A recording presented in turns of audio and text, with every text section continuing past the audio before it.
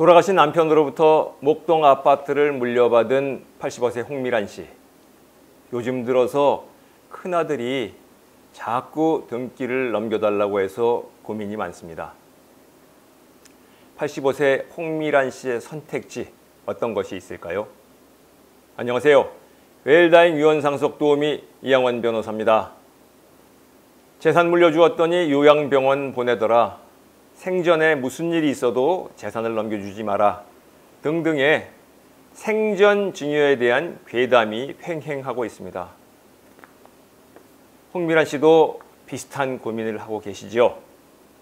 자, 85세 홍미란 씨, 남편이 물려준 목동 45평 아파트에서 65세의 큰아들 가족과 함께 살고 있습니다. 홍미란 씨는 미국에 작은 아들이 살지만 돌아가시면 목동 아파트를 큰아들에게 물려줄 생각을 하고 있었습니다. 그런데 얼마 전부터 큰아들은 큰 손자와 함께 사업을 하겠다면서 담보가 필요하니까 아파트 등기 명의를 넘겨달라고 요청을 했습니다. 노인학교 친구들에게 물어보니 넘겨주면 큰일 난다. 모두 말려서 대답을 안 했더니 큰아들 가족과 관계가 서먹서먹해져서 하루하루가 불편합니다. 어차피 물려줄 것 지금 넘겨줘도 될지 고민이 많습니다. 여러분이 홍미란 씨 입장이라면 어떤 결정을 하시겠습니까? 홍미란 씨가 큰아들에게 목동 아파트를 물려주는 방법은 크게 세 가지가 있습니다. 증여와 유증, 사인증여, 이 세 가지가 있습니다. 하나하나씩 살펴볼까요? 첫 번째 방법, 증여가 있습니다. 증여는 홍미란 씨가 생전에 큰아들과 증여 계약을 쓰고 그 계약에 따라서 아파트 등기를 생전에 넘겨주는 겁니다. 계약이기 때문에 일방적으로 취소할 수 없습니다. 한번 증여계약 이름 쓰고 도장 찍으면 그 뒤에 마음이 바뀌어도 그것을 철회할 수가 없습니다. 또 계약하는 순간 그 아파트는 큰아들에게 가져갈 권리가 생기게 되고요. 홍미란 씨가 넘겨주지 않으면 최악의 경우 큰아들은 소송을 통해서도 가져갈 수가 있습니다. 증여계약서 한번 내용을 보실까요? 갑, 증여자 홍미란, 을, 수증자 김일남, 갑은 을에게 갑소유 아파트를 증여한다. 몇 년 몇 월 며칠, 증여자 갑 홍미란, 수증자 을 김일남. 자필로 안 써도 되고요. 그냥 이런 내용의 그 증여 취지를 기재하고 서로 도장만 찍으면 증여계약은 완성이 됩니다. 이 계약에 따라서 법률상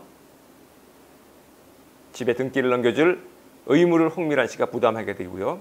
등기가 넘어간 이후에는 취소하거나 처리할 수 없게 됩니다. 두 번째 방법, 유언에 의해서 넘기는 유증 방식입니다. 유언장 한번 보실까요? 유언장, 나 홍미란은 서울 목동 아파트 몇 동 몇 호를 큰아들 김일남에게 물려준다. 유언 집행자로 큰아들 김일남을 지정한다. 연월일, 주소, 성명, 도장. 자필 유언장을 완성을 하면 이 유언장에 의해서 아파트는 넘어가되 다만 홍미란 씨 사후에 유언이 효력을 발생하므로 홍미란 씨 생전 중에는 그 아파트는 여전히 홍미란 씨 앞으로 남아 있습니다. 뿐만 아니라 유언자는 언제든지 자신의 유언을 취소하거나 철회할 수가 있습니다. 따라서 이 자필 유언장이 존재한다 하더라도 나중에 홍미란 씨의 마음이 바뀌면 홍미란 씨는 언제든지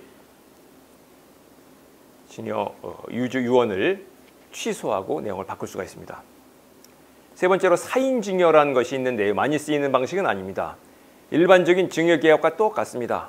일단 사인증여 계약을 작성을 하면 일방적으로 취소할 수 없습니다. 다만 사인증여는 사인증여자, 그러니까 홍미란 씨가 사망한 이후에 효력을 발생하기 때문에 생전에는 아파트의 등기 명의가 홍미란 씨 앞으로 남아있다는 점이 다를 뿐 사인증여 계약을 체결하면 그 계약에 구속된다는 점에는 변함이 없습니다. 85세 홍미란 씨 사례의 경우에 어떤 선택을 하는 것이 가장 좋을까요? 가장 바람직한 것, 홍미란 씨 입장에서 가장 바람직한 것은 유증을 하는 것입니다. 유언을 해서 나중에 돌아가신 이후에 재산을 아들에게 넘겨주고 아들 가족들과 단란하게 편하게 사는 것입니다. 다만 아들 쪽에서 계속 넘겨달라고 요구를 하고 또 홍미란 씨 입장에 봐서도 그 요구가 합리적인 근거가 있다고 생각을 할 때 그때는 유증을 생각하지 않을 수 없습니다.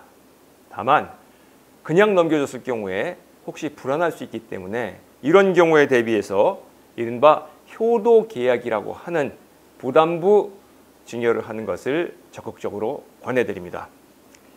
부담부 증여라는 것은 부담이 붙어있는 증여를 말합니다. 즉 어떤 재산을 무상으로 넘겨주는데 그 넘겨주는 대가로 상대방에게 일정한 경제적 부담을 지우는 것이 되죠.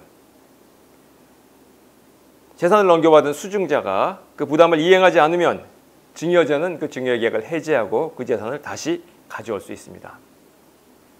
자, 효도계약, 이른바 효도계약, 그 부담부 증여 계약 내용을 한번 살펴보도록 하지요. 효도계약서, 부담부 증여. 나 홍미라는 목동 아파트 몇 동모터를 큰아들 김일남에게 다음의 조건으로 증여한다. 김일남은 홍미란이 사망할 때까지 목동 아파트에서 살 수 있도록 한다. 김일남은 홍미란이 생존하는 동안 생활에 불편이 없도록 부양한다. 김일남은 홍미란의 사전 동의 없이 목동 아파트를 매각하거나 담보 설정 기타 처분하지 않는다.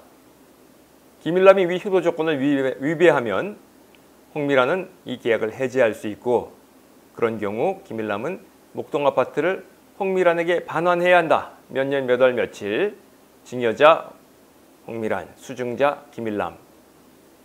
효도계약서 작성했습니다. 부모 자식 간에 무슨 계약서까지 작성하느냐라고 웃으실지 모르지만 현실적으로 재산을 물려줬던 부모님이 자식을 상대로 그 재산을 돌려달라라고 재판하는 사례가 적지 않습니다. 분쟁 발생을 미리 방지하기 위해서 계약을 해놓는다면 그 계약은 그 나름대로 큰 의미가 있는 것입니다.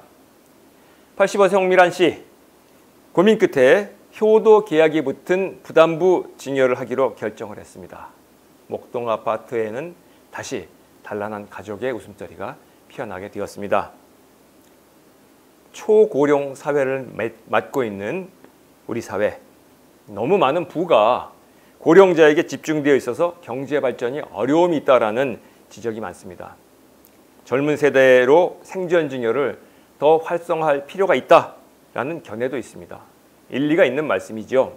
그런데 생전 증여를 하면 푸대접을 받는다는 우리 사회의 증여 괴담이 횡행하는 한 일방적으로 강요할 수 있는 문제는 아닙니다.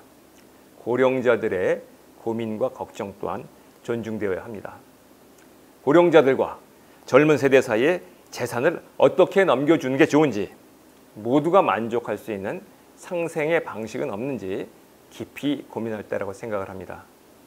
지금까지 웰다잉 유언 상속 도우미 이양원 변호사였습니다.